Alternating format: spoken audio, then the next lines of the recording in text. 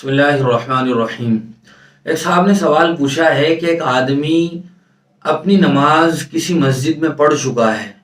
اب وہ یہ چاہتا ہے کہ اسی نماز کے لیے دوسری مسجد میں جا کر اذان دے، تو کیا اذان دے سکتا ہے یا نہیں؟ مثال کے طور پر ایک آدمی نے ایک مسجد میں ظہر کی نماز پڑھ لی، اب نماز پڑھنے کے بعد یہ پڑوس کی محلے کی کسی دوسری مسجد میں جا کر ظہر ہی کے لیے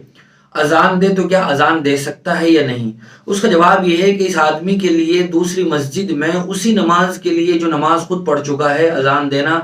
یہ درست نہیں ہے۔ اس کی ایک وجہ تو یہ ہے کہ مذکورہ شخص ایک مسجد میں اپنی فرض نماز پڑھ چکا ہے، اب دوسری مسجد میں جا کر اسی نماز کے لیے اذان دے گا تو یہ نماز اس کے حق میں یہ نفل اذان کہلائے گی، اور شریعت میں نفل اذان نہیں ہوتی ہے۔ دوسری بات یہ ہے کہ یہ جب اپنی فرض نماز پڑھ چکا تو اس فریضے کی ادائیگی سے تو یہ آدمی فارغ ہو گیا، جو ذمہ تھا وہ ادا ہو گیا۔ اب دوسری مسجد میں جا کر یہ اذان دے گا، لوگوں کو تو ایک فریضے کی طرف بلائے گا اور خود اس فریضے کو یہ ادا کر چکا ہے، لہذا اس آدمی کے لیے بہتر نہیں ہے